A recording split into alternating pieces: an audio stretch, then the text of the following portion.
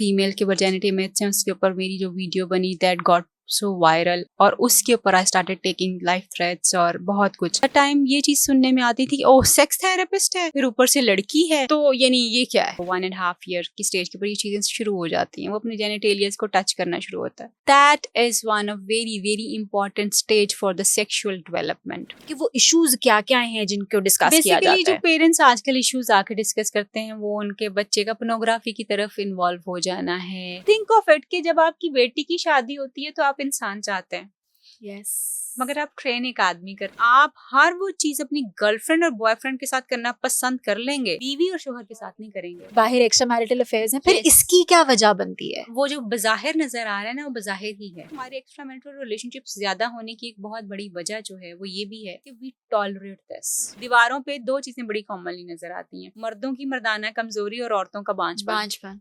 अस्सलाम वालेकुम एवरीवन, मैं हूं नूर फातिमा चीमा और आप देख रहे हैं एक पॉडकास्ट। आज हमारे साथ बहुत ही स्पेशल गेस्ट मौजूद हैं, डॉक्टर ताहिरा रुबाब, और उनकी मौजूदगी से हम फायदा उठाएंगे और समझेंगे कि साइकोलॉजी में क्या कुछ होता है as a psychologist, what she is been through. और जो पेरेंट्स हैं वो खास तौर पर ये ज़रूर देखें अपने बच्चों के हवाले से, शादीशुदा लोग ये देखें, and you know work spaces में क्या मसाइल होते हैं उसके हवाले से हमें बात करेंगे। डॉक्टर साहिबा, welcome and thank you for giving us your time. Pleasure जी, thank you so much for having me. Doctor साहिबा, आप सबसे पहले अपने बारे में बताइए एज अ साइकोलॉजिस्ट, आपकी जर्नी कहाँ से आपने शुरू किया, एवरीथिंग अबाउट योरसेल्फ।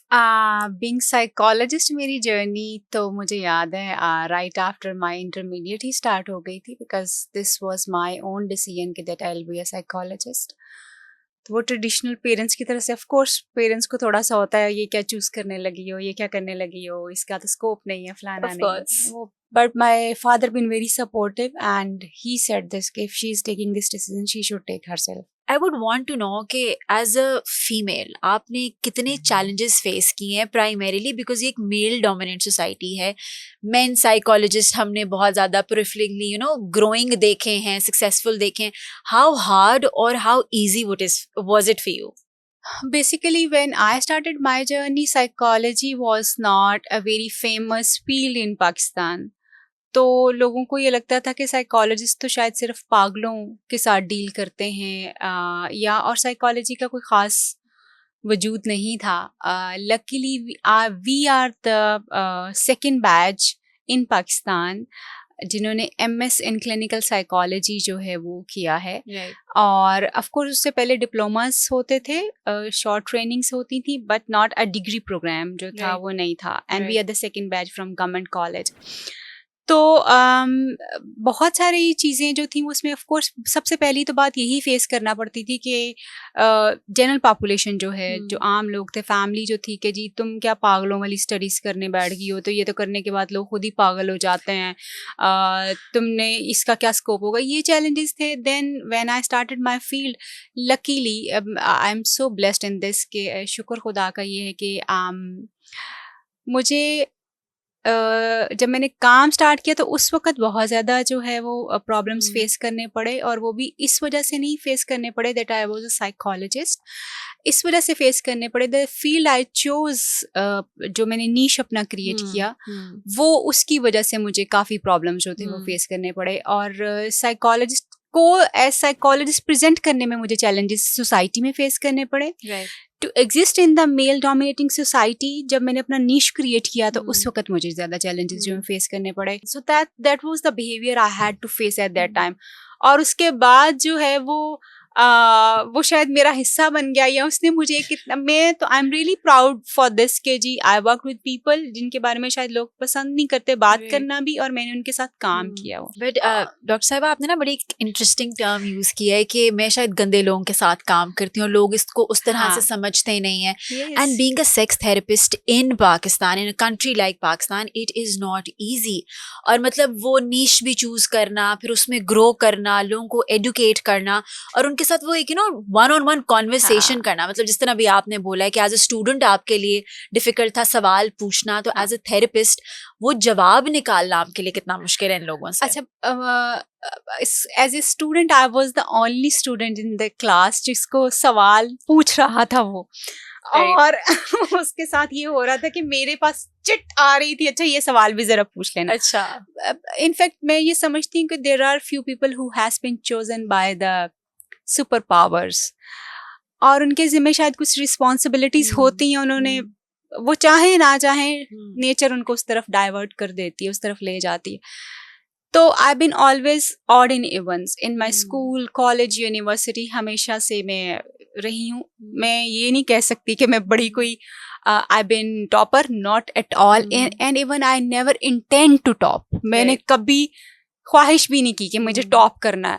मुझे सिर्फ एक ही चीज़ का शौक रहा कि मुझे पढ़ना है, and I have to make a difference basically. ये स्कूल के ज़माने से मुझे सिर्फ मैंने इतना ही पढ़ा कि मुझे आ जाए, मैंने कभी इतना नहीं पढ़ा कि मैं टॉप करूं। अच्छी फिलोसफी उतना ही पढ़ा है जितना हाँ, आ जाए, मुझे लेकिन उसके समझ आ जाए। बावजूद एग्जैक्टली, मुझे समझ आए चीज़ें, मुझे समझ आए। नेवर, मुझे याद है कि मैंने शायद मैंने कभी ये सोचा भी नहीं होगा कि मुझे टॉप करने की ज़रूरत है या ये मेरी ख्वाहिश है। Never. I lived my life as somebody who is like very shiny student. I been always in good students, लेकिन मेरा कभी फोकस ये नहीं रहा। लर्निंग मेरा फोकस ज़रूर रहा।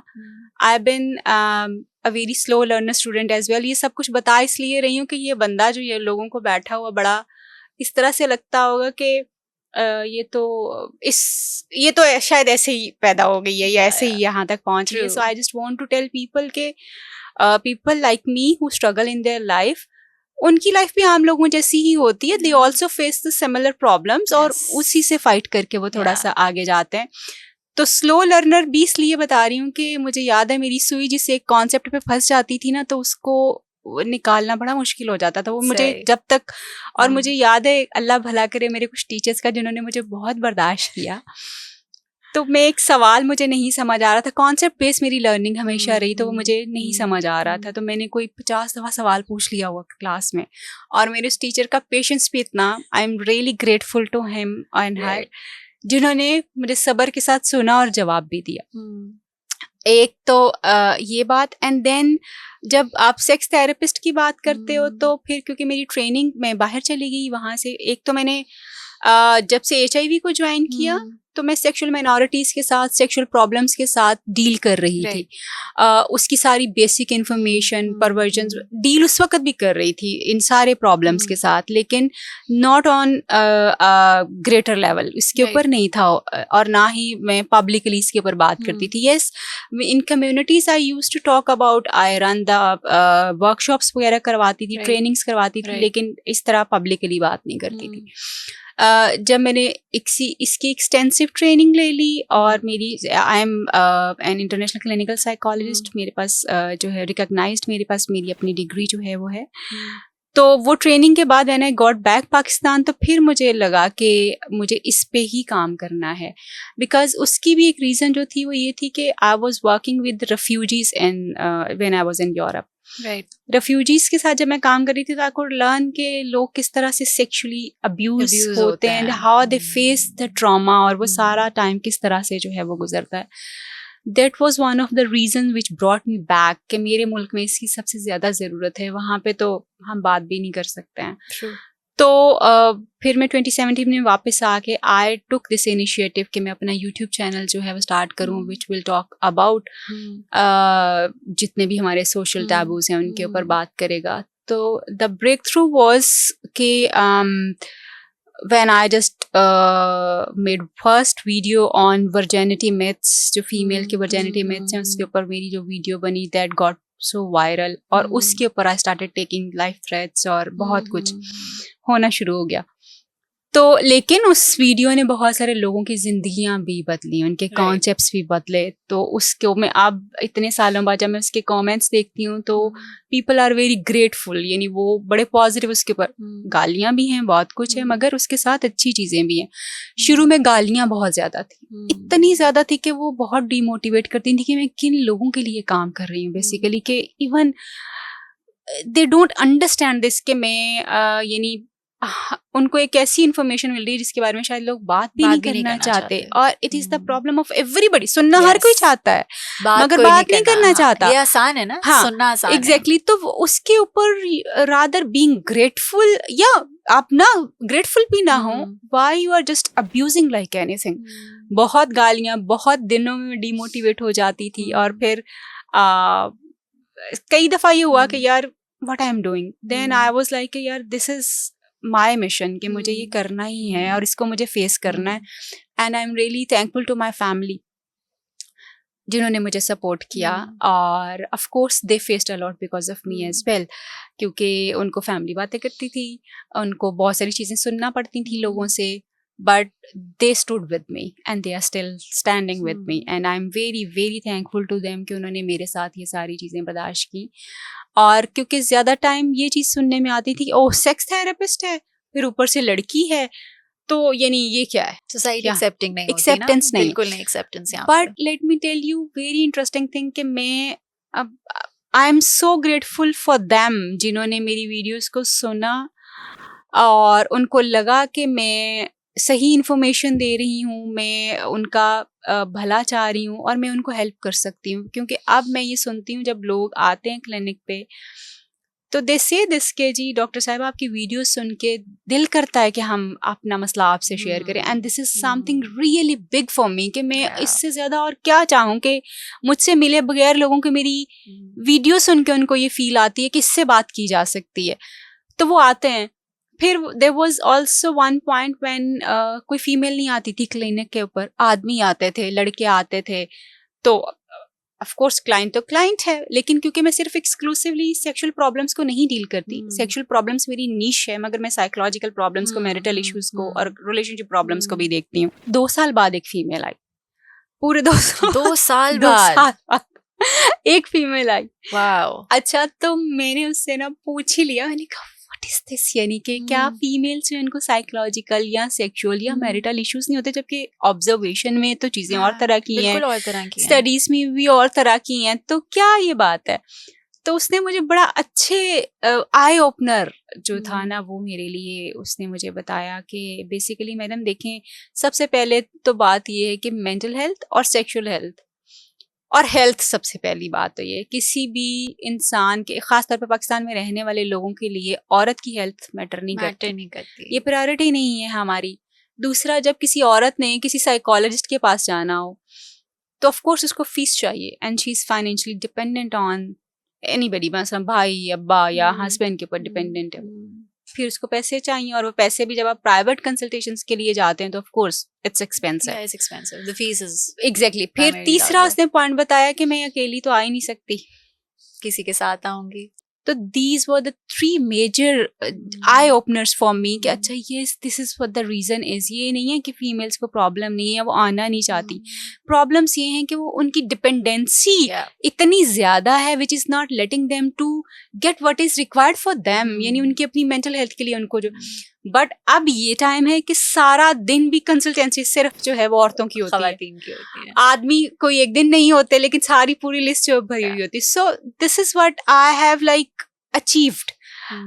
बुरा था, टफ था, चैलेंजिंग था ये सारा सफर, it's been like now 7-8 years, मगर रिवॉर्डिंग है, it has paid me back, और बहुत ये नहीं, मैं जो करना चाह रही थी, I am on that path actually. If we start from basic level, हम अगर छोटे बच्चे से लेकर एडल्ट तक जाएं, ठीक है, और हम बात करें कि एक बच्चा इस दुनिया में आया है and that kid has started going to school, उस एज में बेसिक इश्यूज आपने क्या देखे हैं बच्चों में, and then we'll move forward in discussion to adulthood. आपकी जो पर्सनैलिटी डेवलपमेंट होती है ना, that starts as you born और even before your birth, before birth शुरू हो जाता है।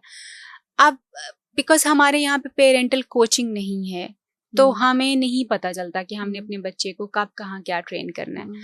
लेट्स से कि जब आप बच्चा जो है, जब वो पैदा होता है तो उसको आपका टच और वार्मथ चाहिए होता है। When the mother holds the baby, तो वो फर्स्ट टच जो होता है that is so important for the child. उसको वो फील आती है कि वो कितना वेलकमिंग है, उसको कितना वार्मथ मिला है, अटैचमेंट कैसी है, उस मदर के पहले टच से उसको पता चलता है, राइट, और उसको वो फील करता है, and that touch connects him to the world right, groundedly, insecurities के साथ। किस जैसा वो टच है फर्स्ट, वैसी ही उसकी आगे चीजें डेवलप होना शुरू हो जाएंगी। So this is that important actually. Okay, अच्छा, अब फिर जब बच्चा बड़ा होना शुरू हो जाता है तो हम 1.5 ईयर की एज के ऊपर बच्चा साथ साथ अपने आप को एक्सप्लोर करता है। हमने बहुत दफा देखा, अपना पाँव मुंह में डाल लेगा, अब कोई भी चीज उसको हम हाथ लोग में तो आती है, जेनेरिकली क्यूट कह रहे होते हैं, कितनी क्यूट हरकतें लेकिन हो वो अपनी रही हैं। एक्सप्लोरेशन की फेज के ऊपर वो अपनी Right. बॉडी एक्सप्लोर कर रहा होता है। इसी तरह से जब हम उसको अनपैम्पर करते हैं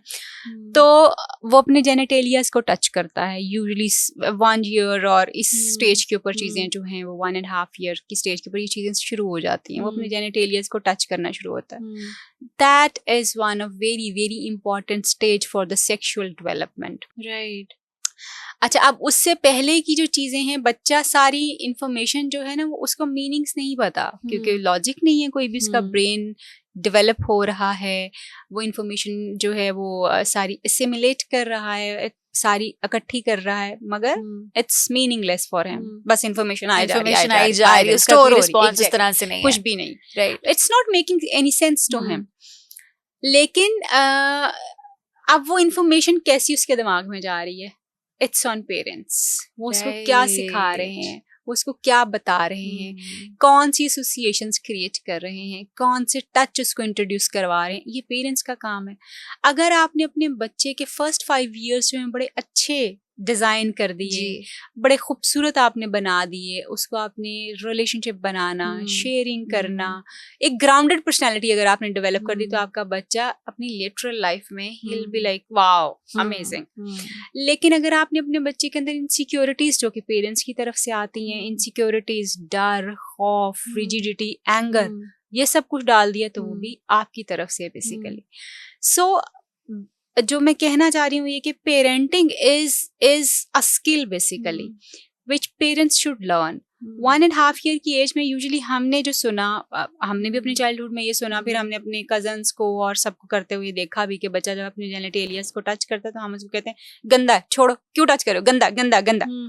that's the first word he is hearing from you about his और हर जेनेटेलियस। राइट, जब आपने उसके दिमाग में एक गन डाल दिया तो फिर हमेशा के लिए गंद ही रहेगा। That's the first association. अच्छा, अब वो उसके बाद भी आपने कभी अच्छा तो कहा ही नहीं, आपने उसी गन को आगे रीइंफोर्स किया और उसी तरह से आप उसको एजुकेट करते रहे नेगेटिविटी के साथ। तो आपके सेक्सुअल प्रॉब्लम्स जो है ना, दे स्टार्ट फ्रॉम हियर। हम समझते हैं कि बच्चा बड़ा होके बिगड़ गया, बच्चा बड़ा होके नहीं बिगड़ा, बच्चा बड़ा होके वो कर रहा है जो उसने सीखा बचपन है, जो में प्रोसेस कराया गया जो था, आपने उसको बताया है। बिल्कुल। देन हमें यानी ये एजुकेशन जो है ये स्टार्ट आपकी बर्थ से ही हो जाती है। जैसे अगर मैं बहुत शुरू में जो हमारे पास जो पेरेंटल कोचिंग के लिए लोग आते हैं, उनके लिए हम जो चीजें स्टार्ट करते हैं, हम उनकी ट्रेनिंग स्टार्ट करते हैं when they just think of कि they want to have a baby.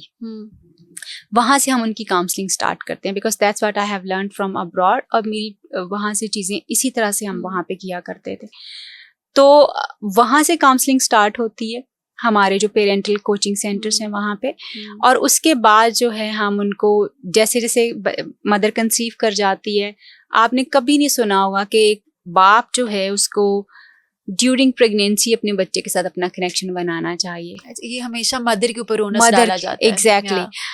We teach people how to do this, कि आपने बर्थ से पहले ही आपके बच्चे को आपका फील होना चाहिए, आपका एक कनेक्शन होना चाहिए, बिल्कुल उस तरह का जिस तरह का कनेक्शन उसका उसकी मदर के साथ। बट डोंट यू थिंक कि पाकिस्तान में ये चीज नहीं है? मतलब वो पेरेंटल कोचिंग नहीं है, वो पेरेंटल थेरेपी नहीं है, बच्चों के साथ वो कनेक्टिविटी नहीं की जा रही। हम कितना बैक एंड पे हैं इन सारी चीजों के साथ। बहुत, हम शायद अभी शुरू भी नहीं किए, लोग बहुत आगे चले गए, हम शुरू भी नहीं किए। अच्छा, अब जब हम वो बात करते हैं कि आपने फादर को उसके साथ कनेक्ट करना है, तो उसमें हम बाकायदा तौर पे बताते हैं कि at least every day you need to touch your baby, जैसे मदर टच करती है, with love. Tell him how impatiently you, him और हर, कि how impatiently you are waiting for that. Yes, और आप क्या एक्सपेक्ट कर रहे हैं, आप क्या करेंगे व्हेन ही और शी विल बी अराउंड, क्या होगा। Right. So that's actually the first connection which a father can build with the child, and this is really really important. Yeah. हमारे यहाँ पे तो फादर बेचारे जो हैं वो सिर्फ एक कमाने की मशीन बने होते हैं, सोसाइटी ने कमाना है बना कमाना ही है दिया बस, हुआ है ना? Exactly Yeah. सिर्फ कमाना है. अच्छा, बच्चों के साथ बेचारे एंजॉय नहीं कर पाते, अपनी बीवी के साथ नहीं एंजॉय कर पाते, अपने घर में नहीं एंजॉय कर पाते, सिर्फ जी कमाने के ऊपर आपने उनको लगा दिया, जिसकी वजह से आप देखो कि अब तो शायद चीजें थोड़ी सी इम्प्रूव की हैं, मगर जो हमारी पिछली जनरेशन है they are in really toxic relationship with their parents. With the parents. बहुत बुरा जो है वो रिलेशनशिप है बच्चों वो का. ट्रॉमास भी है ना, चाइल्डहुड ट्रॉमास बहुत कुछ, कैरी हुए हैं, exactly. Generational traumas pass on बिल्कुल हुए हैं, एग्जैक्टली, हील ही नहीं हुए, हील ही नहीं हुए, और बिल्कुल. कभी सोचा नहीं गया कि ये ट्रॉमास पास ऑन भी हो रहे हैं और इनको हील भी करने की जो है वो जरूरत है. शायद पहचान नहीं है उन ट्रॉमास की. बिल्कुल भी नहीं है. ये the other day I was, इसी पेरेंटिंग से मुझे एक याद आया, तो उसने मुझे एक यंग बच्ची जो है ना, she came to me and she said के जी देखे ना, पेरेंट्स ने ये किया, पेरेंट्स ने वो किया, इस तरह से हुआ, यहाँ पे नहीं जाने दिया, वहां पे नहीं जाने दिया, रोक टोक की. विच इज ऑफ कोर्स, हम जब बच्चे होते हैं हम सब सोचते हैं, इवन अभी जो होते हैं सबको बुरा लगता है. एग्जैक्टली, जब अभी हम जो इतने मॉडर्न एज के लोग हैं, जब चीजें बहुत चेंज हो गई, तो हम भी अभी अपने बच्चे को जब मना करते हैं तो उसको भी बुरा लगता है, वो भी रिएक्ट करता है, रिटेलिएट करता है आगे से, तो हमें भी बुरा लगता था. लेकिन लेट्स से कि जब हमारे हर टाइम और एज की अपनी कुछ जो है रिक्वायरमेंट्स होती हैं, उसकी अपने नॉर्म्स होते हैं. आज के दौर में जो सही है वो आने वाले दौर में गलत होगा. जो पिछले दौर में सही था आज हम उसको चैलेंज कर रहे हैं. हम सोच रहे हैं कि वो जो हमें सिखाया गया था वो इतना गलत था कि हमारी पर्सनैलिटीज उसने खराब कर दी. हम ट्रॉमास में से जिसको हम जनरेशनल बैगेज कहते हैं कि ट्रू, वो हम don't we think of it के जी जब हमारी अगली जनरेशन आएगी they will be saying the same, because we are also doing. और वो इतना नेचुरली पास ऑन हो रहा है ना कि वो को सिर्फ फिक्स करना है या वो पिन पॉइंट करना समझ नहीं आती. ये हो ही नहीं सकेगा. एक्चुअली ये हो ही नहीं सकेगा. Why? Because in every age and stage and era parents try to be their best. उनके हिसाब एग्जैक्टली जो उनको समझ आए या जो उन्होंने सीखा है. हमारे पेरेंट्स अगर हमारे ऊपर बहुत बंदिशें लगाते थे तो हर पेरेंट्स यही करते थे, अपने अपने हिसाब से अपने उस चीज के अंदर. तो उस दौर में चीजें ही यही थी. तो they did not do anything wrong. हाँ, हो सकता है उनका तरीका बहुत अब्यूजिव हो गया हो, बहुत रिस्ट्रिक्टिव हो गया हो, ये चीजें ऑफ कोर्स ये तो वो बिहेवियरल चीजें हैं जो हमारे कंट्रोल में हैं और हम उनको चेंज कर सकते हैं. But at the same time when I see parents of this age, तो there is another trauma for the kids के बच्चों को आपने इतनी आजादी दे दी है कि वो आपकी बात ही नहीं मानते, वो आपको सुनते ही नहीं है. The other day I was having a mother, she was crying like anything के मेरी जो है वो 12-13 साल की बच्ची है और वो उसको इतना ज़्यादा मसला है, वो मेरी बात ही नहीं सुनती. मैं इसको कहती हूँ कि तुमने ये नहीं करना, वो कहती है आप क्या मुझे हर वक्त टोकने पे लगी रहती हैं. Let me experience the things, let me experience things my self. Parents को भी तो समझना है ना कि उनकी जनरेशन और थी, अब की जनरेशन और है. You have to move forward rather than just staying stuck where you were. बिल्कुल. लेकिन ये मैं उस मदर की बात कर रही हूँ जो आज की माँ है और वो अपने बच्चे को वैसे डील कर रही है जैसे उनको डील किया गया नहीं, जैसे आज की माँ को डील करना चाहिए. Even then this is coming from the kids, right? Ji, this is interesting. Yes, इतना भी they are not ready to take you. इतना भी कि आप उनको कंट्रोल कर लें. मसलन let's say एक जो है ना, कोई एक मदर आई तो उसने कहा कि आप ये, क्योंकि आई एम सो सॉरी, बहुत सारी चीजें हमारी सोसाइटी के फैक्ट्स हैं, हम उनको माने या ना माने, दैट्स समथिंग एल्स. तो उसने कहा कि इसकी ना कुछ फ्रेंड्स हैं जो कि एक्चुअली स्मोक करती हैं, ये वो करती हैं. अब क्योंकि स्मोकिंग इतनी कॉमन हो गई तो आप अपने बच्चे को किस किस चीज से कहेंगे कि इसका नहीं तुमने फ्रेंड बनाना, इसको नहीं. तो हाँ, अगर कोई बहुत बड़ी बात नहीं है तो आप कहते हो कि बेटा ये वो कर रहा है, आपने ये नहीं करनी. अच्छा, अब उन्होंने कहा कि जी माय चाइल्ड वॉज के जी मैंने क्यों नहीं करनी, मैं क्यों नहीं कर सकता, मैंने क्यों नहीं करनी, जैसे आमतौर पे बच्चे जो हैं वो कर रहे होते हैं. तो शी सेड के फाइन, तुम इसको ट्राई करना चाह रहे हो, लेट्स डू इट, मेरे साथ बैठ के कर, ट्राई कर लो, लेकिन कंटिन्यू नहीं करना. अच्छा, वो ट्राई हुआ, उसके बावजूद the child was so manipulative और उसके बावजूद चीजें, यानी मैं ये कह रही हूँ कि this is an other extreme for the parents now. For the parents ये चैलेंज है कि अच्छा हमारे पेरेंट्स रिस्ट्रिक्टिव ज्यादा थे, हम तो परमिसिव ज्यादा हैं, तो फिर हम क्या करें? But don't you think doctor साहिबा के उस टाइम पर वो एवोल्यूशन नहीं थी, वो रिक्वायरमेंट्स नहीं थी, वो इक्विपमेंट्स नहीं थे, या लोग उस तरह से फॉरवर्ड नहीं थे जिस तरह से अब हैं? अब बच्चा पैदा होता है और उसके हाथ में जी आप टैबलेट दे देते हैं, रो रहा है, इसको फ़ोन पकड़ा दो, इसको टैबलेट दे दो. पहले आपको नहीं लगता कि पेरेंट्स बच्चों के साथ ज़्यादा इन्वॉल्व होते थे, ज़्यादा कनेक्टेड होते थे, ज़्यादा प्रोटेक्टिव होते थे? नहीं होते थे. बच्चे सारा सारा दिन झूलों में पड़े हुए होते थे और माएँ घर संभालती थी.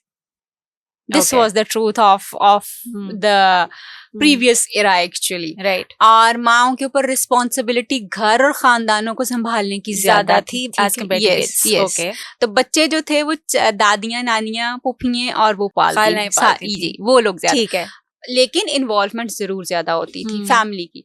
But at the same time अगर जब हम ये बात कहते हैं ना, तो मुझे इस बात पे थोड़ा सा एतराज जरूर होता है.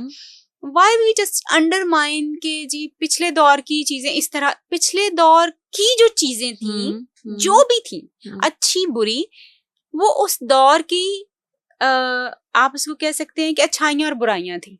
उस दौर के हिसाब से सही एग्जैक्टली वो उसी दौर की थी ना. मतलब जिस दौर में टीवी इतना कॉमन नहीं था, मोबाइल नहीं था, उस दौर में सहेलियों का बहुत लंबे टाइम के ऊपर बैठना भी बहुत सम टाइम मायूब समझा जाता था. बहुत सारी चीजें, लड़कियां बैठती भी थी, कितनी ओपन सोशलाइजेशन हमारी होती भी थी, लड़के और लड़कियां इकट्ठे खेलते थे. आप खेल सकते हैं? नहीं. That time was more modern than this is. This is a very interesting angle actually. मैंने इस लिहाज से सोचा नहीं है कभी. मतलब मैं वाकई अगर हम कंपेयर करें तो मैं कहती हूँ कि शायद ये वाला ज्यादा मॉडर्न है, वो नहीं था. बट ओके, हमारी अम्मियां सुनाती है ना ये बातें हमें कि हम तो रातों को बैठे समझ ही नहीं आ रही होती थी, तो वो खेल रहे हैं. और जी अब आप देखें, ये is it possible? Not at all. So उस दौर की चीजें वो बड़ी और डिफरेंट तरह से डिजाइन की गई थी. इस दौर के चैलेंजेस बड़े डिफरेंट हैं बेसिकली. मसलन बुराई आज पैदा हुई है? नहीं, हमेशा से थी. हर जमाने की बुराई अपनी थी, हर जमाने की मैनिफेस्टेशन ऑफ बुराई अपनी थी. We really need to understand this कि अच्छा, मतलब उस जमाने में हम डाइजेस्ट नहीं पढ़ते थे. बिल्कुल. डांट पड़ती थी, मार भी पड़ती थी, छुपा छुपा के पढ़ते थे. तो अब मोबाइल हम छुपा छुपा, डिफरेंस नहीं है. हाँ, सिर्फ मोडेलिटीज, इक्विपमेंट्स और ये चीजें चेंज हो गई हैं. सिर्फ हम ये पहले हम शायद हमारी रीच सिर्फ शायद एक सिटी तक थी या एक कंट्री तक थी. अब हम ग्लोबलाइजेशन के ऊपर चले गए हैं. कुछ सिर्फ एवोल्यूशन हुआ है. And that's the part of human life actually. Since ever human is to like evolution का प्रोसेस में से गुजर रहा है ना. हम अभी भी जंगलों में तो नहीं रहते. We are living in very sophisticated and luxurious homes now. चीजें चेंज हुई हैं तो यहाँ तक पहुंचे हैं. हाँ, चीजें क्या हो, अभी जो बेसिकली बदलना है ना, वो ये नहीं बदलने हैं रवैये, बदलने हैं चीजों के साथ डील करने के तरीके. जो बदलने हैं वो ये सोचना है कि कितनी लिबर्टी देनी है और कहाँ पे रुक जाना है, और लिबर्टी देनी कैसे है. टॉलरेंस कितनी है कि नहीं देनी. हाँ, एग्जैक्टली. टॉलरेंस कितनी क्रिएट करनी है, लोगों के राइट्स कितने ज्यादा जो है वो. अब आप देखें, पहले का दौर जो था उसमें हम हमसायों का बड़ा ख्याल रखते थे. अब पता ही नहीं होता साथ कौन रह रहे. अब हम हमारा बहुत ख्याल रखते हैं. यस, ठीक है. Things got change actually, which is not bad at all, क्योंकि ये ऐसे ही जाना है. ये हम आज जो कीड़े निकाल रहे हैं पिछले जमाने के, अब से 10 साल बाद लोग बैठे हुए इस जमाने के कीड़े निकाल रहे होंगे. Because every time there are certain things जो कि गलत और सही हैं. अगर इंसान परफेक्ट हो जाएगा तो तरक्की का सफर खत्म हो जाएगा. अगर आप जेनेरिक लेवल पे बात करें कि टीनेज में बच्चों के ऊपर ये इश्यूज आ रहे हैं, थोड़े से they're out of their teenage, they're more in their early 20s, तब ये इश्यूज आपके पास ज्यादा डिस्कस होने, लाइक पेरेंट्स आके डिस्कस करें. अगर आप हमें लेकिन क्विकली हमें बता सके कि वो इश्यूज क्या क्या हैं जिनको डिस्कस किया जाता है. बेसिकली जो पेरेंट्स आजकल इश्यूज आके डिस्कस करते हैं वो उनके बच्चे का पोर्नोग्राफी की तरफ इन्वॉल्व हो जाना है.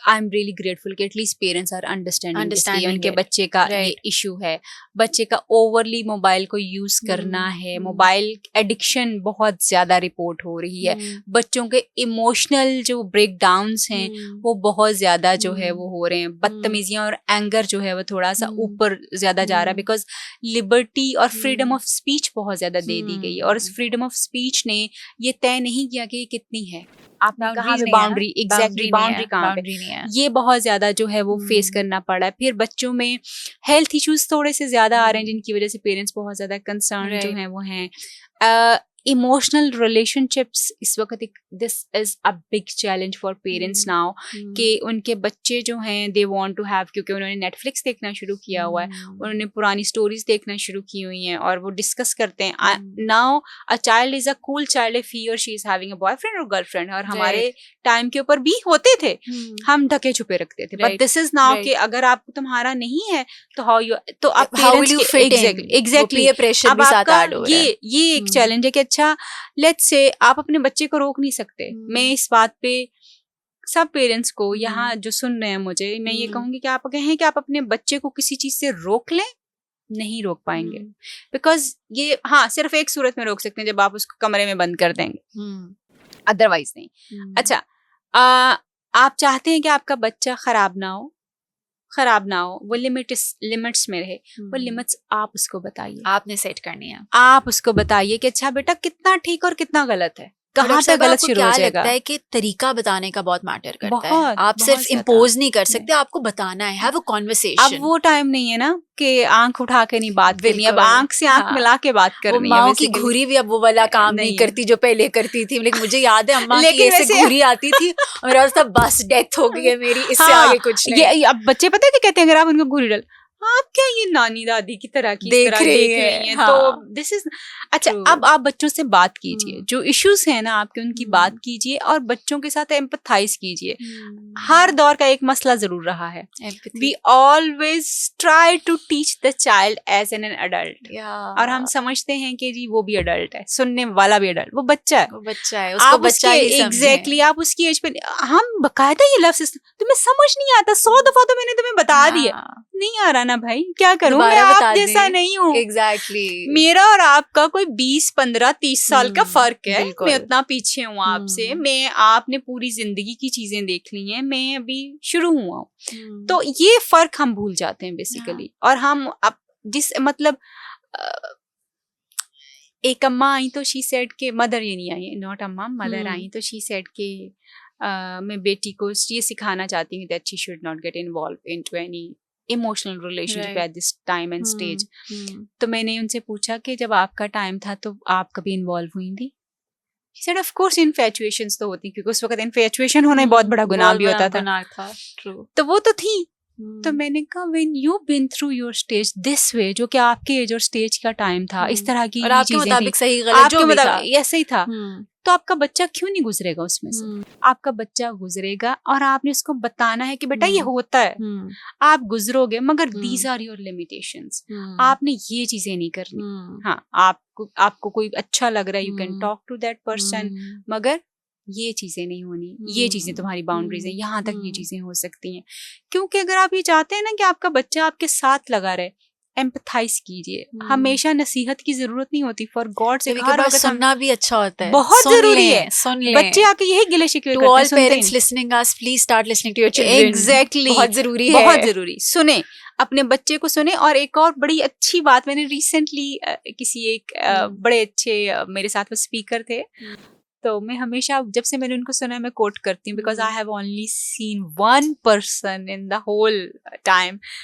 ही सेड कि मैं अपने बच्चों से एडवाइस लेता हूँ। वाओ, कहाँ होता है ये? यस, मैं अपने बच्चों के साथ बैठ के, मैं अपना तरीका नहीं अपनाता, मैं आज के तरीके पे फोकस करता हूँ। मेरे बच्चे मुझे चलाते हैं, क्योंकि वो आज का दौर है, मैं आज के दौर में डील कर रहा हूँ। एग्जैक्टली। एंड ही सेड कि मैं अपने बच्चे की कंपनी में खुद एम्प्लॉई हूँ। मैं एम्प्लॉई, और मेरा बच्चा ने मुझे सिखाया है कि आज के दौर की जॉब्स आपने कैसे करनी है, ये मैंने उससे सीखा है। और वो जो कहता है मैं मान लेता हूँ, और उसने मुझे इतना फायदा दिया कि मेरी और मेरे बच्चे की लड़ाई खत्म हो गई है।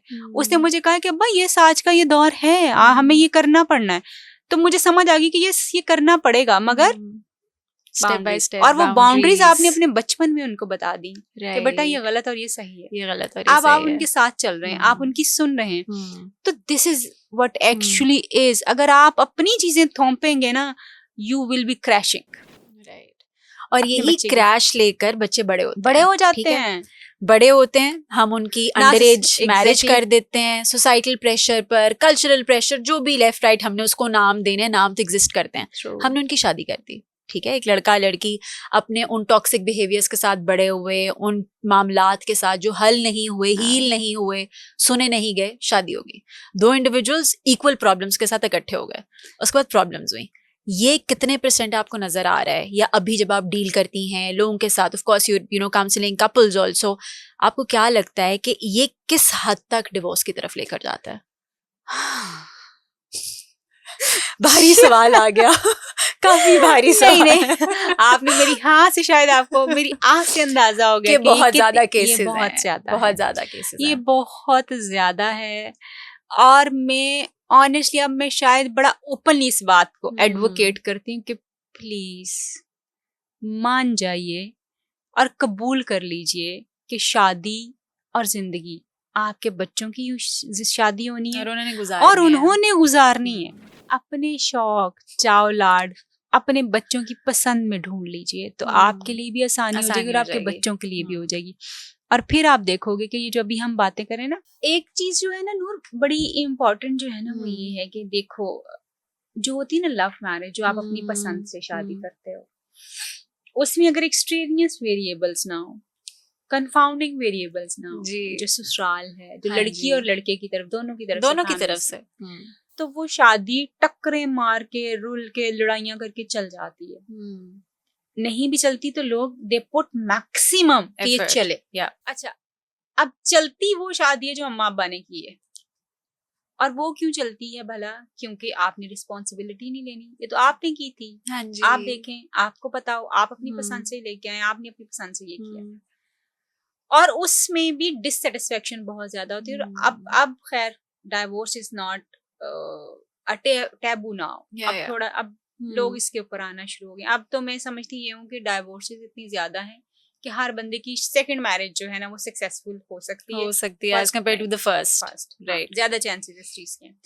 अच्छा, अब जब आप लव मैरिज में भी जाते हैं और जब आप इवन अरेंज मैरिज में भी जाते हैं, यू एज एन इंडिविजुअल आपकी जिम्मेदारी बनती है कि that you need to fight for yourself. आप चाहे अपने अम्मा अब्बा को ये राइट दे देंगे that they should choose for you, no worries, वो चूज कर सकते हैं अगर आपकी अपनी कोई चॉइस नहीं, but you need to tell them what to look for.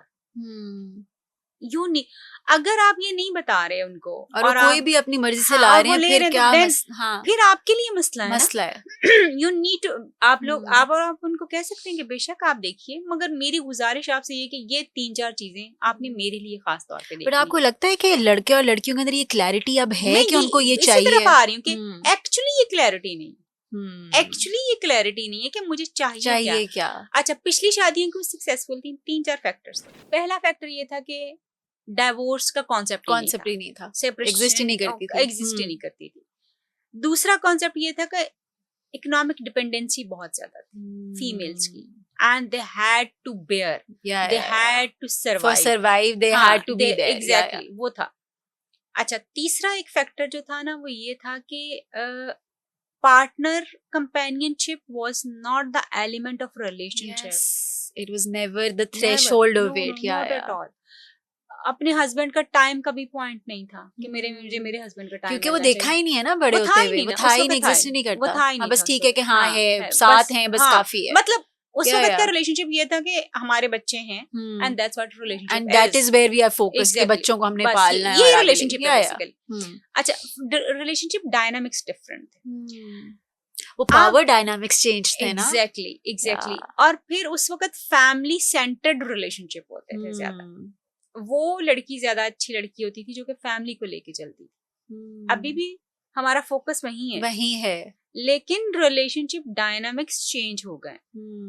अब वो रिलेशनशिप डायनामिक्स जो चेंज हुए हैं, अच्छा, पहले की बच्ची को ये पता था कि मेरी तो शादी होनी, मेरे घर उसका वालों ने फोकस ही करनी, ये था। मेरे घर वालों ने वो मेरी बड़ी शादी ही करनी, सोच साथ के एग्जैक्टली साथ इसी होती के साथ थी। मेरी शादी होनी है और मेरे घर वालों ने करनी है। और वो बंदा आपको हर वो बंदा जिसके साथ आपकी शादी होती थी वो आपके लिए हीरो ही होता था। You yourself was not having any clear thing in your mind. वो बंदा बस वो आपने उसको ही सोचा हुआ था कि वही हीरो, वही है, वही होता। अच्छा, अब जो चीजें चेंज हो गई हुई है ना, क्योंकि अब कॉन्सेप्ट यही था कि वही हीरो है, तो आपकी शादी उसके साथ चल जाती थी। वो आप उसको शर्मो शर्मी बड़े एक्सप्लोर नहीं कर रहे होते थे ना, कुछ था ही नहीं था कि वही सब नहीं कुछ है, जो आपने हीरो वाली बात एग्जैक्टली। तो वो उसके साथ जिंदगी बड़ी अच्छी हंसी खुशी गुजर जाती थी। अच्छा, अब जो एक बेचारे इस वक्त की जो जनरेशन है वो सफर क्यों कर रही है, बेसिकली कॉन्फ्लिक्ट कहाँ पे आ रहा है?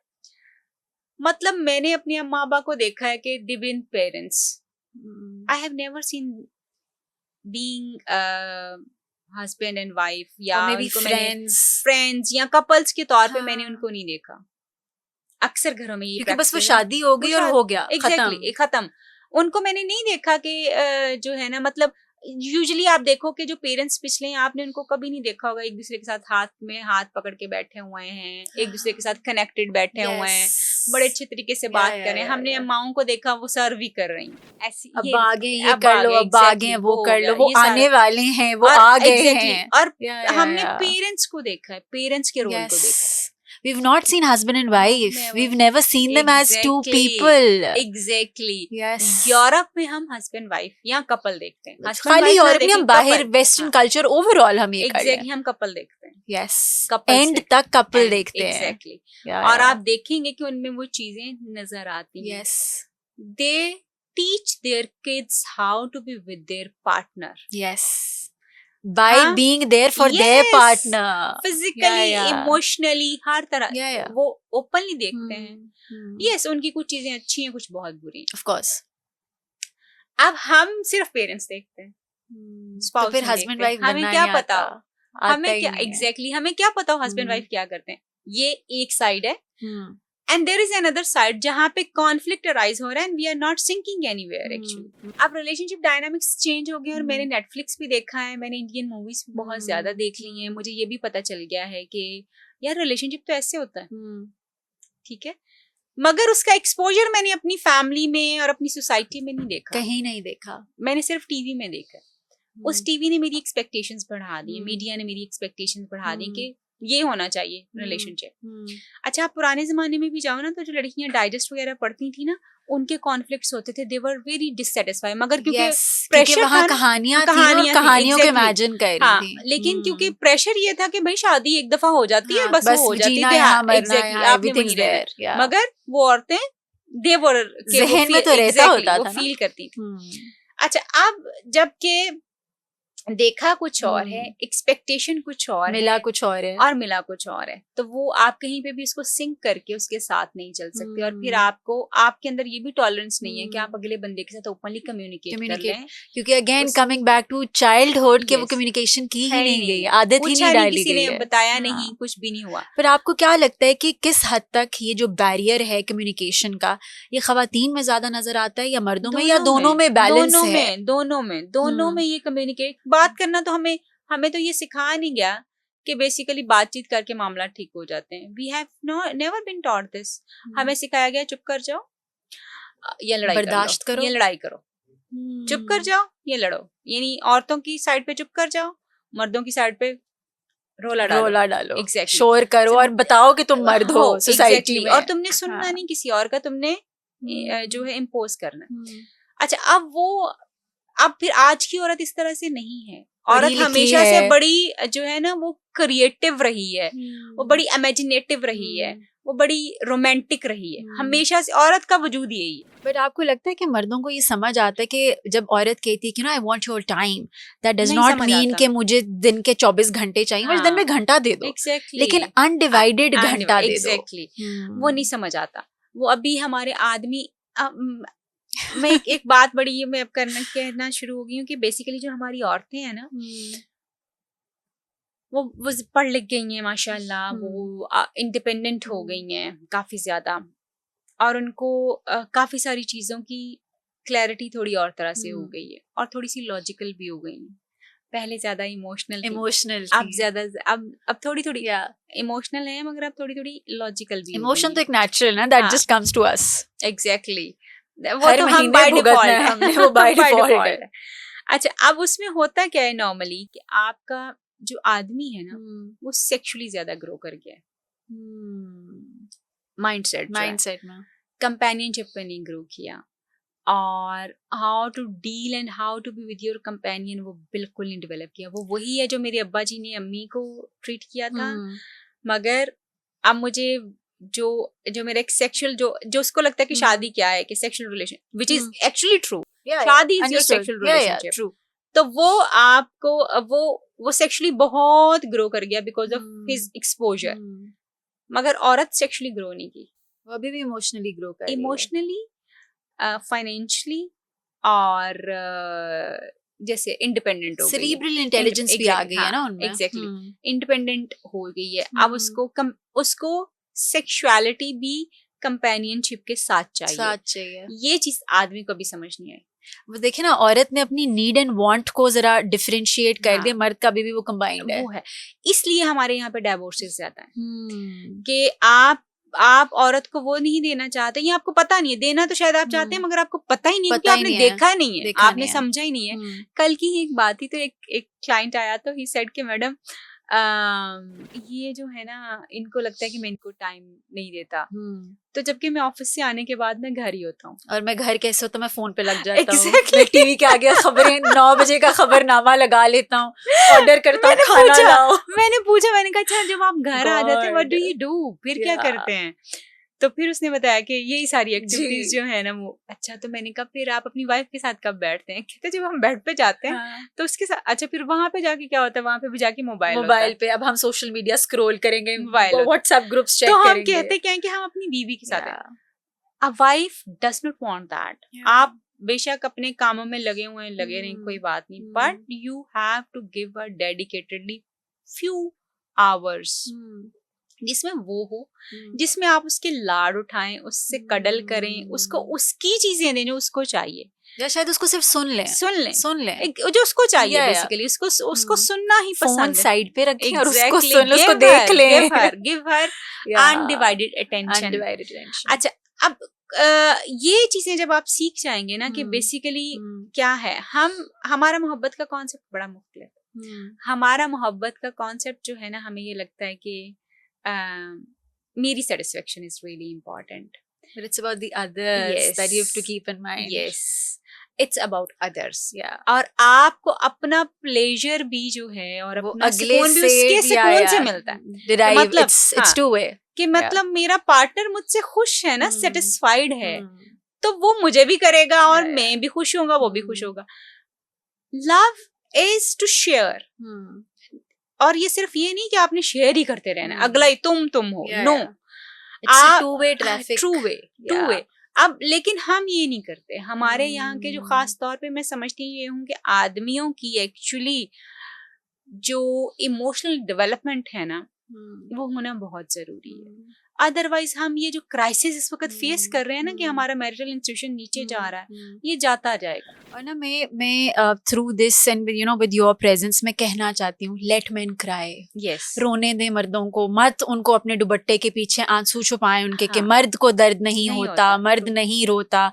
ये बहुत गलत है। एग्जैक्टली यही वजह है कि वो अपने इमोशंस को प्रोसेस ही नहीं कर पाते। एटलीस्ट मैं अपनी लेमैन अंडरस्टैंडिंग में ये समझती हूँ। ये बिल्कुल ऐसे देखें, आपने ना एक आदमी को आदमी बनाया एज पत्थर, ट्रेन किया है, आप इसको इंसान नहीं बनाया। इसको इंसान रहने दें। थिंक ऑफ इट कि जब आपकी बेटी की शादी होती है तो आप इंसान चाहते हैं, यस, मगर आप ट्रेन एक आदमी करते हैं और एक जो है पत्थर कर रहे हो इसको लेकिन आप चाहते ही हो हमारी बेटी को वो कंफर्ट भी दे, वो एक लविंग कुशन भी दे, वो उसके साथ प्यार मोहब्बत से भी रहे। हाउ जो देखा नहीं, जो सिखाया नहीं, आप एक्सपेक्ट वो कर रहे हैं। That's not so. आदमियों की ट्रेनिंग जो है for relationship to understand a woman is really really important. ये तब हमने इमोशनल साइड डिस्कस कर ली, which of course leads to divorce. Then there's another angle to divorce, which is an abusive marriage, which is abusive in-laws. वो लड़की की तरफ से भी हो सकते हैं, वो लड़के की तरफ से भी हो सकते हैं. In-laws तो दोनों करें ना, abusive दोनों sides हो बहुत सकती सारे हैं. टाइम पे अभी आपकी जो बात है ना, इससे हम्म। मुझे ये कुछ केसेस इस तरह के याद आ रहे हैं जिसमें अब बच्चियों को आपको पता है ये नहीं सिखाया जाता कि बेटा आप टॉलरेट करो, बेटा आपने चीजों को मैनेज करने की कोशिश हम्म। करनी है. अब बेटियों को ये सिखाया जाता है कि नहीं होता बेटा, छोड़ दो, हम हैं, हम संभाल लेंगे, which is wrong way to do the things. देखें, शादी चाहे हम जितने मर्जी भी मॉडर्नाइज हो जाएंगे ना, शादी का प्रोसेस एक बहुत बड़ा प्रोसेस है. वो रिलेशनशिप भी बड़ा रिस्पॉन्सिबल रिलेशनशिप है. ये दुनिया उससे कायम है बेसिकली. दुनिया की बका एक शादी के रिलेशनशिप से है. बिल्कुल. अम्मा अब्बा के रिलेशनशिप से नहीं है, शादी के शादी से रिलेशनशिप शुरू से. है. एग्जैक्टली. तो आप अपने जो है ना, मतलब ये जो अब्यूजिव, बस ये आप ध्यान रखो कि a human is meant or learn from his environment. आपके एनवायरमेंट का रोल आपके ऊपर या इफेक्ट जो है वो आपके ऊपर ऑलमोस्ट मोर देन 80% होता है. और वो 80% जो है वो आपको चेंज कर देता है. अगर आपके घर में अब्यूजिव रिलेशनशिप्स हैं, अगर आपकी मदर आपके फादर को अब्यूज करती हैं, जो कि which is also very common. it is very common. It is very common. Exactly. औरतें मर्दों को बहुत ज्यादा घरों में अब्यूज करती हैं, Exploit गाली गलौज करती हैं. एक्सप्लॉइट करती हैं, हाँ. बच्चों के नाम पे यूज करती हैं, बिल्कुल करती हैं. And on the other hand जो है बहुत सारे ऐसे घर भी हैं जहाँ पे आदमी औरतों को बहुत बुरी तरह मारते हैं, क्योंकि हड्डियां टूट जाती हैं, बहुत बुरी तरह अब्यूज करते हैं, डिसओन कर देते हैं. औरत अगर बच्ची पैदा कर देती है तो बच्ची को हॉस्पिटल में छोड़ के चले जाते हैं. इस तरह के इंसिडेंट्स भी हमने देखे हुए. सो समझने की बात ये है कि हम कर क्या रहे हैं यार, क्या चाह रहे हैं, मतलब व्हाट. अगर आपको ये बात खुद नहीं पता कि आपको क्या चाहिए, then why you are just ruining others life. एक तो ये चीज जो है कि आपके एनवायरनमेंट से चीजें आएंगी. हाँ, you can make a difference, but this difference will be a conscious difference and you have to work on your behavior. अगर आप उस behavior पे काम नहीं कर सकते हैं तो फिर आप कभी चेंज भी नहीं हो सकते. एंड बट एक और अच्छी खबर जो मैं लोगों को देना चाहती हूँ ये है कि आपका बिहेवियर कुछ भी है, if you really want to change it, you can change it. It all comes from change. Yes. And within के हम change होना भी Exactly. चाहते हैं. हम चाहते हैं, हम तब्दीली चाहते हैं. Exactly. 4 चीजें बस चाहिए होती हैं चेंज होने के लिए. One is the will. I really want to change. Then what I want to change. The second thing is the way. मुझे वो मेथड आना चाहिए जिससे मैं चेंज हो जाऊं. The third thing is practice and then the consistency. ये 4 चीजें अगर आप चेंज होना चाहते हैं, बस ये 4 चीजें कर लें, 45 days में चेंज टेक्स प्लेस. अच्छा, then there is another kind of woman. वो औरत जो है, अब उसके पास कपड़ा, जूता, सब कुछ है ऑलरेडी. उसके पास गाड़ी भी है, हो सकता है बड़ी गाड़ी ना हो मगर गाड़ी है. फर्क तो नहीं पड़ता, चलनी तो गाड़ी चाहिए. कंफर्टेबिलिटी में थोड़ा फर्क पड़ जाता है. अच्छा, अब ये वाली जो औरत है ना, आप इसको पैसे दौलत से इम्प्रेस नहीं कर सकते. But since men only know this trick के शायद दौलत से औरत जो है ना वो इम्प्रेस हो जाती है, नहीं होती, तो वो उसको उसी से करने की कोशिश करते रहते हैं. अच्छा, अब वो हो जाए, वो टेम्परेरीली जब वो कंसीडर करेगी तो वो हो भी सकती है, शायद कंफर्ट्स देके कि ये कंफर्ट्स होंगी फ्यूचर में, फ्यूचर में कंफर्टेबल लाइफ होगी. लेकिन by the time she will get to know कि मुझे तो वो नहीं मिल रहा जो इससे चाहिए, टेंशन, टाइम, और वो छोड़ जाएगी आपको. वो आपको छोड़ जाएगी, वो नहीं रहेगी, because she knows what she wants from our relationship. True. वो छोड़ देगी. और ये % खवातीन कितनी है अभी? काफी ज्यादा. अब इसकी तादाद बहुत ज्यादा है. सो मैं दोबारा रीइंफोर्स करूंगी कि अब ऐसी औरतों की तादाद बहुत ज्यादा है. वाई? बिकॉज उनके पास आपके साथ रहने की मजबूरी नहीं है. वो आपके पास रहना चाहते हैं because she wants to, because of who you are. Exactly. वो आपके साथ शेयर करना चाहती हैं अपना बॉन्ड, अपना लव, केयर, और वही आपसे चाहती हैं कि उनको मिले. अगर आप उनको वो नहीं दे रहे और आपको लग रहा है कि she will never stay. She just move जब out. उसको मौका मिलेगा वो चली जाएगी. And ये कहना गलत नहीं होगा कि ये हमने मर्दों में भी देखा है, हाँ मतलब इट्स इन बोथ जेंडर्स। अच्छा, इंटरेस्टिंगली मर्द जो है ना वो इस तरह के डिसीजंस लेते लेते काफी टाइम ले जाते हैं, काफी टाइम ले जाते हैं। डिटैचमेंट इश्यूज, ये नहीं मतलब उनके लिए अगर ऐसा कुछ है कि मतलब आप देखो ना अक्सर आदमी जो हैं वो ये रिपोर्ट करते हैं, है कि नहीं, लेकिन ये रिपोर्ट करते हैं कि they are living very dissatisfied life and but they are living, हम तो रह रहे हैं, हाँ, हम तो चला they are रहे हैं, living, और वो चला रहे हैं। और when it comes to leaving a woman with kids, तो it's not their first क्योंकि फिर preference वहां or पर choice। जिम्मेदारी के बढ़ अलावा भी जाती है ना, जिम्मेदारी के अलावा भी they don't want। वो कहते हैं अच्छा ठीक है ये है, अब ये रह रही है तो ये ये नहीं मतलब हो सकता है वो डिस्कनेक्ट हो जाए, मगर she can stay। वो इसको ऑप्ट करते हैं कि अच्छा ये रह रही हैं, अब अगर उनको कुछ और चाहिए क्योंकि उनके पास ऑप्शन है ना, औरत के पास ये ऑप्शन नहीं है, तो वो उनके पास जो ऑप्शन है फिर वो उसके ऊपर जाते हैं, विच is not bad at all. कि मतलब आप सेकंड मैरिज की तरफ अगर जा रहे हैं कि आपका पहला रिलेशनशिप नहीं चल रहा है and you don't want to leave that, और आप अक्सर देखेंगे अक्सर आदमी जो किसी औरत को छोड़ देते हैं, डाइवोर्स हो जाती है, उसकी कुछ ना कुछ ऐसी, या तो उसका अपना एंगर और वो अपनी उसके बिहेवियरल प्रॉब्लम्स होंगे। अगर अपार्ट फ्रॉम दैट हम देखें कि कोई रीजंस जो हैं वो होंगी, तो बहुत कम लोग आपको इसलिए किसी औरत को छोड़ते हुए नजर आएंगे कि वो उनको पसंद नहीं थी, वो उनके साथ इमोशनली कनेक्टेड नहीं थे, वो नहीं होगा, वो बहुत कम होगा। आदमियों की तरफ से ज्यादातर डाइवोर्सेस जो होंगी वो गुस्से में होगी, फलाना हो गया, इस वजह से कम होंगी कि वो उनको पसंद और औरत की तरफ से इसलिए क्योंकि वो खुश नहीं थी, वो खुश नहीं थी और वो नहीं रहना चाहती, तो फिर वो नहीं रहना चाहती, वो लिंगर नहीं करेगी। बात है, वो लिंगर नहीं करती, खवातीन लिंगर नहीं करती, डिसाइड कि वो बस ठीक है भाई, नहीं आप वो मांगती रहेगी आपसे प्लीज दे दो, पर जब रुक जाएगी तब रुक जाएगी। अच्छा, अब आदमी के पास क्योंकि ऑप्शन है that he can go for another woman, तो वो फिर चला जाता है। और अक्सर जो रिलेशनशिप आपको अभी भी आजकल चलते हुए नजर आते हैं, जब भी हम बात कर रहे थे, कनेक्शन नहीं है, वो इसी वजह से हाँ। और फिर उसमें इस तरह के केसेस में यूजुअली आई थिंक सो, और फिर वो औरत भी बैठी हुई है ना, अगर वो अगर उसकी प्रायोरिटी ये होती कि उसका शोहर उसको टाइम दे, उसको मोहब्बत दे, तवज्जो दे, तो उससे मांगती सारा कुछ, और शायद मेरा ख्याल है वहां पर औरत फिर ज्यादा देना भी शुरू कर देगी। उसको 1% मिलेगा तो शायद उसका 10% उसको रिटर्न में देगी। वो गिवर है, हमेशा से गिवर है ना, हमेशा से ही गिवर है। वो तो ये कहते हैं कि औरत को आप कुछ भी देंगे वो आपको डबल करके वापस कर देती है, तो वो करेगी, वो बिल्कुल करती है। बट मैं ये समझती हूँ कि whenever you are making a decision for the second marriage, तो आपको जो आपका पहला रिलेशनशिप है उसको चलाना और खत्म करने का राइट आपकी वाइफ के पास होना चाहिए, आपकी फर्स्ट वाइफ के पास। It should be her choice. That's a beautiful thing to say. Yes, it should be her choice. Either she wants to continue or she want to discontinue.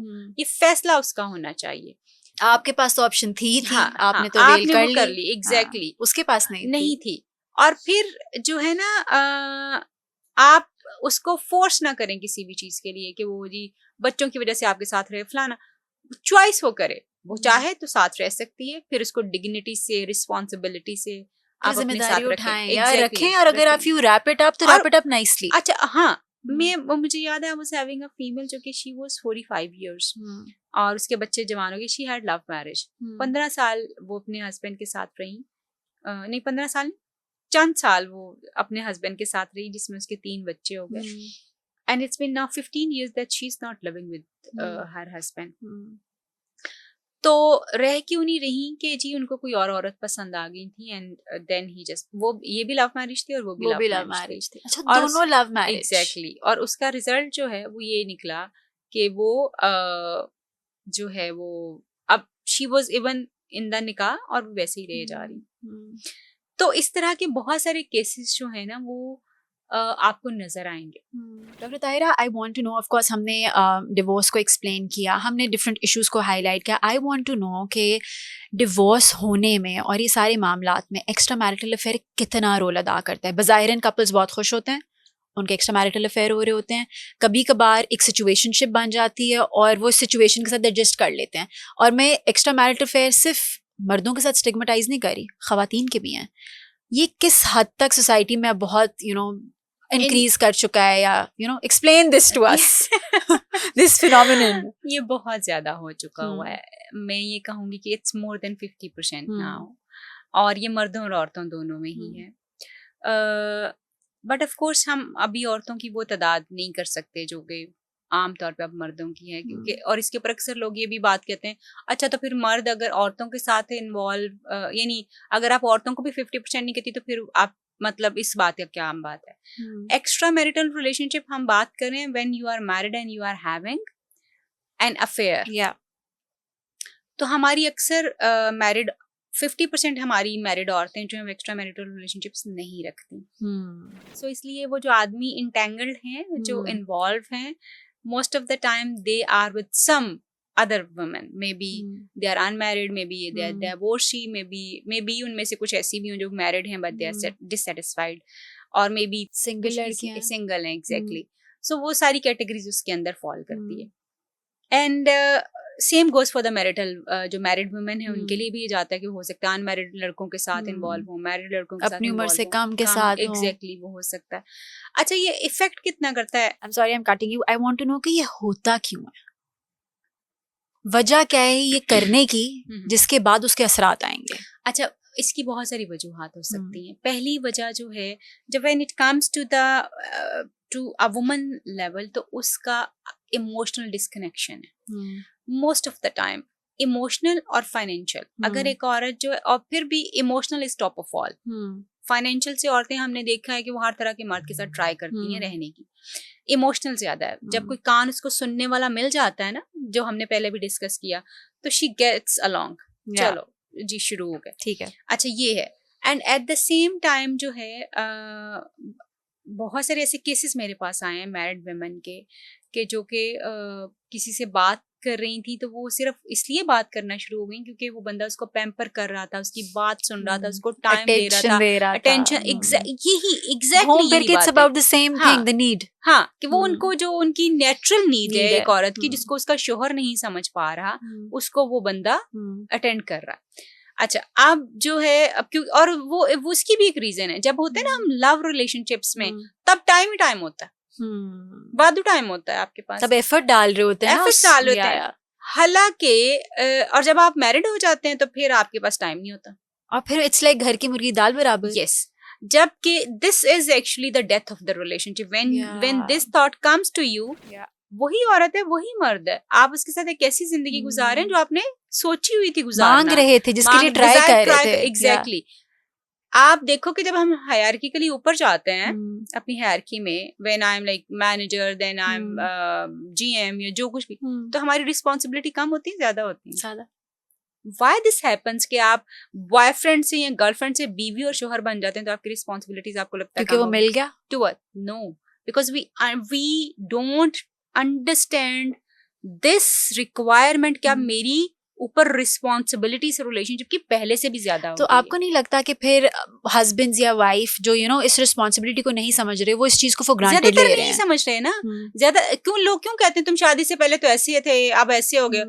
Because you have taken it for granted. आपका purpose, आपने relationship को process ही इतना किया था कि मैंने इसके साथ शादी करनी है, बस ये गोल था, ये गोल हो गया। अब इससे आगे कुछ भी नहीं, अब नाउ वी आर लिविंग, हमने शादी करनी थी, कर ली। हाँ, अब जब आपने देखा नहीं कि यार अगला रिलेशनशिप कैसे गुजारना है, वो कैसे, लाइफ कैसी होगी, किस तरह से रहेंगे, किस तरह से क्या करेंगे, बच्चे कैसे जो है बड़े करेंगे, बूढ़े कैसे होंगे, when you have not created this mental image, तो आपने जितना क्रिएट किया वो हो गया। So I think ये बहुत जरूरी है कि हम इस मीडियम से लोगों को कहना शुरू करें, have conversations which are beyond what marriage. do you want exactly? शादी के बाद क्या, शादी के बाद हमने क्या करना है और किस तरह से करना है, ये दिस इज रियली इम्पोर्टेंट। आपने बताया नहीं होता, अगले को पता नहीं होता, और अगला बंदा फिर आपको इस तरह से हैंडल नहीं कर पाता। ये एक रीजन है एक्स्ट्रा मैरिटल रिलेशनशिप्स की, क्योंकि आपको वही डोपामिन लेवल चाहिए अपना, and for that dopamine level you are going to somebody else. ये एक रीजन। दूसरा रीजन जो है वो sexual dissatisfaction, okay, which is among women as well and men, क्योंकि आपका अपना शोहर जो है वो फोकस नहीं करता आपकी सेटिस्फैक्शन के ऊपर। बीवी की सेटिस्फेक्शन, ये एक मैं समझती हूँ कि और शायद कोई चीज इतनी बुरी नहीं है जितनी चीज ये बुरी है कि आप हर वो चीज अपनी गर्लफ्रेंड और बॉयफ्रेंड के साथ करना पसंद कर लेंगे, लेकिन बीवी के साथ नहीं, बीवी और शौहर शौहर के के साथ नहीं साथ करेंगे। एक्चुअली जो मौत है ना रिलेशनशिप की, वो इस वजह से। बट वो लगता है कि कहीं ना कहीं you know this is also done just to feel young, कि मैं तो आप वो अभी अपने भी पार्टनर के साथ क्यों नहीं हो सकते? हाँ, क्यों नहीं हो सकते भाई? Make him young and be young. क्योंकि शायद वो प्रायोरिटी नहीं है, पर एग्जैक्टली क्योंकि आपने वहां पे उस चीज को प्रोसेस ही वैसे नहीं वो किया, शायद डिजायर भी नहीं Desire- रखी। लगता भी नहीं। वो घर वाली मुर्गी वाली जो हाँ। बात है ना, वो ये है, आपने उसको सोचा ही नहीं। सोचा ही आपको लगा नहीं। कि अब ये बीवी हो गई, अब ये शोहर हो गया। हम्म, अब इसके साथ वो स्पाइक आपको नहीं जबकि आपको वो स्पाइक बिल्कुल मिल सकता है। Relationships are like plants, right. आप जब तक इसको वाटर करते रहेंगे ना, ये हम्म, ग्रो करेंगे। Yes. When you will stop watering it, hmm, adequate रोशनी नहीं देंगे, ये खराब होना शुरू हो जाएंगे एंड और slowly it die. Die. Relationship की खुराक क्या है? प्यार, मोहब्बत, अटेंशन, लॉयल्टी और टाइम। अगर आप ये नहीं दे पा रहे तो फिर आपने वो रिलेशनशिप बनाया ही क्यों? ये आपको बाहर से मिलता है। एंड जब आदमी में एक्स्ट्रा मैरिटल रिलेशनशिप्स में जाते हैं, उसकी भी वजह यही है कि बीवी घर में रिस्पेक्ट अच्छे तरीके से नहीं दे रही, उस तरह से अटेंड नहीं करी फिजिकल नीड्स को। अब वो फिजिकल नीड्स बाहर बेशक XYZ रीजंस की वजह से कोई और बंदा दे रहा है और आप वो पूरी कर रहे हैं। पर एंड देन जैसे आपने देखा होगा कि आदमी अक्सर अपनी गर्लफ्रेंड्स के हाथ भी पकड़ लेंगे, उनको गले भी लगा लेंगे, उनको बोसो किनार भी कर रहे होंगे गर्लफ्रेंड्स को। यहाँ पे माचो मैन बनना होता है ना, एग्जैक्ट। वाइफ के साथ क्यों नहीं हो सकता भाई? क्योंकि वही आपकी शुरू वाली बात देखा नहीं है। हाँ, अब मुसीबत ये है कि जब आप अपनी वाइफ के साथ ये चीजें नहीं करते तो उसमें भी डिससेटिस्फेक्शन है, आप में भी डिससेटिस्फेक्शन। फिर आपने कहीं अच्छा एक्स्ट्रा मैरिटल रिलेशनशिप्स की वजह से तलाकें कम होती हैं। Really? This is such an I opening thing that you said. मतलब हमारे लिहाज से या लेमैन अंडरस्टैंडिंग में ये कि जी डिवोर्स बहुत ज्यादा इसलिए भी होती है क्योंकि एक्स्ट्रा मैरिटल अफेयर्स होते हैं। वाह, हर बंदे के आप ऑलमोस्ट 50% आई एम ज्यादा shocked and surprised right now. Extra marital reason है। एक्स्ट्रा मैरिटल रिलेशनशिप पे तलाक कब होगी? जब वो ओपन होगा। पर अगर वो पता ओपन ही नहीं होगा तो- और पता ही नहीं चलेगा तो कुछ होएगा तो- ही नहीं। ट्रू, ये एंगल नहीं कभी सोचा मैंने। उफ। कौन उसको ओपन कर? हाँ, जब वो ओपन भी हो जाता है तो उस पर लड़ाई होती है, उसको छुड़वाया जाता है और बता उसको दिया बहस- जाता है मैंने उसे ब्लॉक कर दिया, हाँ बंद हो जी, गया, सबको बात छोड़ खत्म, दिया, मैंने छोड़ माफी दी, कर दो, मैंने- माफ कर दो। तलाक कम होती है एक्स्ट्रा मैरिटल रिलेशनशिप्स के ऊपर। हाँ, कहीं तलाक हो भी जाती है। वो चीज होती है जहाँ पे आपके लिए फिर यू आर ट्राइंग Unacceptable हो जाता है, या। ये मतलब वो आप ट्राई किए जा रहे हो और वो नहीं कर पा रहा। बट देखिए So- बहुत ज्यादा एक्स्ट्रा मैरिटल अफेयर्स वहां पर भी तो हमने देखे हैं जहां पर बज़ाहिरन couples are very happy, it's a beautiful home, वो ना वो आइडियल घर ऐसे है, बहुत सारे कपल्स हैं। बट बाहर एक्स्ट्रा मैरिटल अफेयर्स हैं। फिर Yes. इसकी क्या वजह बनती है? वो जो बज़ाहिर नजर आ रहा है ना, वो बज़ाहिर ही है। It's just for the world. Exactly. Internal ये आपकी और मेरी म्यूचुअल अंडरस्टैंडिंग है कि हम घर में जो भी हैं, बाहर हम यही Then रहेंगे। it's a People should- situationship. Exactly. हाँ, और बहुत सारे यूं समझ लो कि 70% शादियां की यही चल रही हैं। 70% आपकी शादियां यही चल बट रही लोग किस तरह शेयर खुश- कर लेते हैं? शेयर आहिस्ता That is आहिस्ता tough. आहिस्ता चीजें खत्म हो जाती हैं ना। आपकी आपस की चीजें तो खत्म हो गई हैं अब। तो बस गुजारा है, Ultimately, जैसे फिर मर्जी गुजारा करते है, रहो। फिर बच्चे हैं, फिर आपका एक फाइनेंशियल स्टेटस है, सोशल स्टेटस है जिसको आप नहीं छोड़ पाते हो, and you are just making it कि अच्छा ठीक है। और एक और औरतों की तरफ से चीज बहुत ज्यादा आती है। हमने अभी तक जो है ना, आपको पता है हमारे एक्स्ट्रा मैरिटल रिलेशनशिप्स ज्यादा होने की एक बहुत बड़ी वजह जो है वो ये भी है कि we tolerate this, we are not involved in it. हम सोच लेते हैं अच्छा औरतों को ये बड़ा जम होता है कि अच्छा चलो बाहर ही है ना, घर तो कुछ नहीं। या फिर एक ये भी तो है कि घर तो आ जाता है, हाँ, वही ना कि वापस वो तो आ रहे हैं partial- ना, ये वही बात है कि अच्छा चलो मारता है तो प्यार भी तो करता है। ये, अल्लाह। एग्जैक्टली।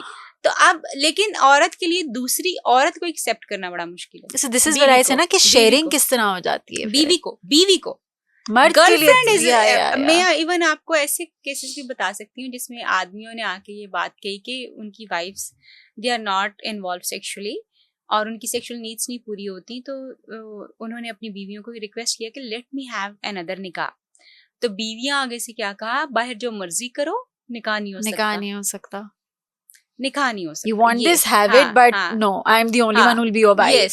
तो ये चीजें भी आपको बहुत ज्यादा नजर आती हैं। बट बजाय इसके कि they improve what they are having, उसको रिजॉल्व वो करें, नहीं हम सॉल्व कर करें। सकते, वो नहीं हमने करना। उफ, उसकी तो बहुत सारी क्यों? रीजंस हो सकती है ना, कि मसलन हम दोनों में कोई कनेक्शन बन ही नहीं पाया। हम्म, वी ट्राइड, हमने, अब हम एक अच्छे मियाँ बीवी की तरह या एक निकाहशुदा जोड़े की तरह हम्म, हम ये करेंगे, यार ठीक है फाइन, हम्म, लेट्स लिव। लेकिन मजबूरी है, बच्चों को नहीं सफर करवाना चाह रहे या कोई और चीजें हैं, तो हम इस तरह रह रहे हैं, मगर उसमें भी है। और ऐसे बहुत सारे केसेस हैं मेरे पास। क्या फिर अगर हम इस पॉइंट पर आए और हम समझना चाहें कि फिर इस टाइप के कपल्स की थेरेपी होती है, बिकॉज बाहर तो बहुत कॉन्सेप्ट है कपल थेरेपी का, आपको लगता है कि इन सारी सिचुएशंस में पाकिस्तान में कपल थेरेपी हो रही है होती उस लेवल पर जितनी जरूरत है? Yes, I am doing it, Okay. And there are many other who are doing Okay. It. और ये होती है, और उनसे उनकी सिचुएशंस इम्प्रूव भी करती हैं। और समटाइम्स इवन ये भी होता है कि फिर म्यूचुअल अंडरस्टैंडिंग के साथ कोई बीच के रास्ते भी निकाले जाते हैं, जो कि एक सेकंड निकाह हो सकता है। ये चीजें हो सकती हैं, उसको प्रॉपरली जो है लोगों को बताया जाता है, इसके बारे में सारी चीजें ट्रेन की जाती हैं, रिजॉल्व किया जाता है चीजों को। एक और चीज भी हमने बहुत जगह देखी है, वो है कि जब आपके for a very longer time आपके बच्चे नहीं हो रहे होते, ठीक है, और वो इन लॉज की तरफ से प्रेशर आता है, जी अपने टेस्ट कराओ, चेक कराओ, फर्टिलिटी रेट तुम्हारा ठीक है नहीं ठीक है। ये प्रेशर या ये ओनस खातून पर ज्यादा डाला जाता है as compare to main.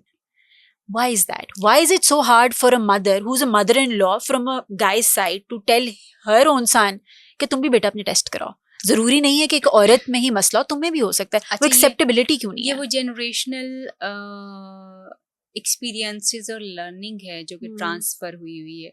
Because जो मदर इन लॉज अभी की हैं, मे बी जब हम मदर इन लॉज बने तो हम एक डिफरेंट एंगल के ऊपर सोच सकें, और हो सकता है हम भी उस वक्त गलत कंसीडर किए जाएं। वो एक्चुअली जो है वो ये सोचा ही नहीं जा सकता ना, क्योंकि आज तक आप ये देखें टीवी में, ड्रामास में, जहाँ पे भी आपस में भी अगर कोई बात होती तो अक्सर हम औरत का कसूर निकालते हैं।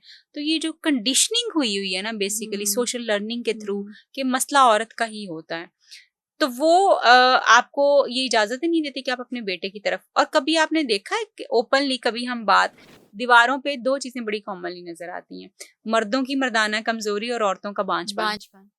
Yes. Look at this.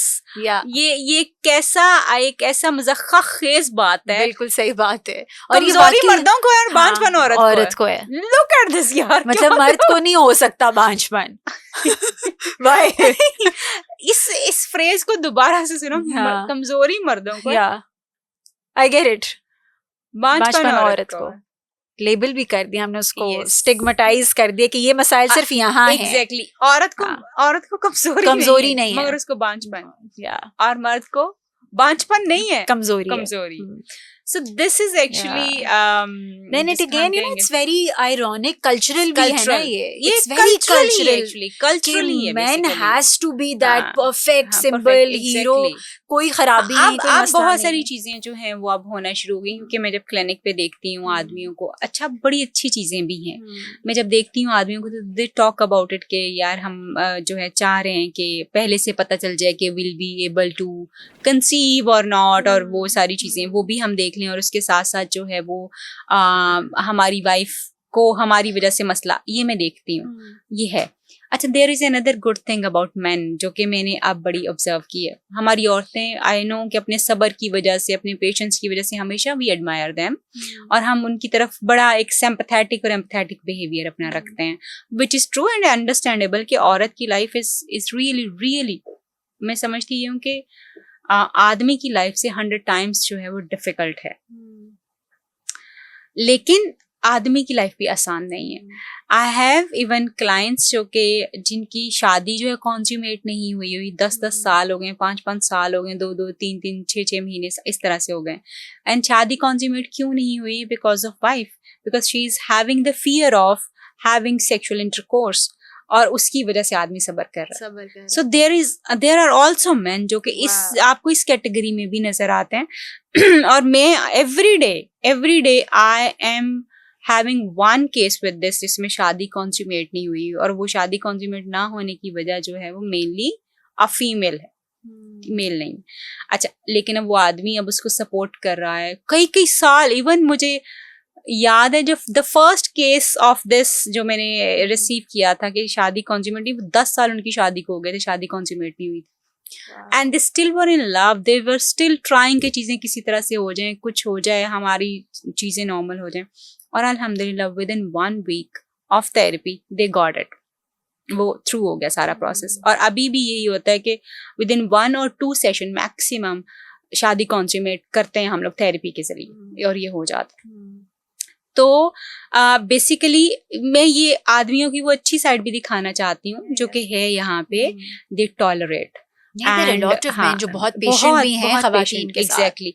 और मैं ये एक बात बताऊं कि हमें कहीं ना कहीं ये चीज एक्सेप्ट करनी पड़ेगी कि ना ये सोसाइटी सिर्फ आदमी से चल सकती है ना औरत से चल सकती है। इस सोसाइटी को दोनों ही चाहिए, बिल्कुल। तो दोनों के साथ चाहिए, तो let's make something amazing for us, जो कि तुम्हारी और मेरी जिंदगी आसान कर दे। बिल्कुल। और उसमें किसी एक हमारा हो जाए। एग्जैक्टली। और इसमें किसी तीसरे की जरूरत नहीं है, it's we who can create our own world. और उसमें सिर्फ जो एक चीज चाहिए आपको, clear communication and ready to adapt, ready to change, ready to do कि अच्छा चलो let's experience, let's do it, करके देख लेते हैं, अच्छा लगेगा कर लेंगे, नहीं अच्छा लगेगा छोड़ देंगे, what does it take? Just try तो करो, कोशिश तो these करो। 2 behaviors are only, और आप देखेंगे कि आपकी लाइफ कहाँ से कहाँ जो है वो चेंज हो जाती। That's a beautiful thought that you've given to us, और इसी बात पे I'd like to wrap it up and just be thankful to you कि आपने हमें इतनी इंसाइटफुल चीजें बताई हैं। बहुत सारी चीजों में तो मेरी अपनी आंखें खुली हैं, कॉन्सेप्ट कुछ और था, अंडरस्टैंडिंग कुछ और थी, बट बहुत हद तक क्लैरिटी आ गई। Thank you so much doctor Tahira Sahiba, to give us your time and give us this insightful information regarding so many questions that we had. And for more videos हम ऐसे सेशंस करते रहेंगे, ऐसी गुफ्तगू का सिलसिला हमारा जारी रहेगा। प्लीज कीप वॉचिंग एक पॉडकास्ट, और हमें लाइक शेयर सब्सक्राइब करना मत भूलिएगा, and we'll have this conversation in the longer form. Thank you so much.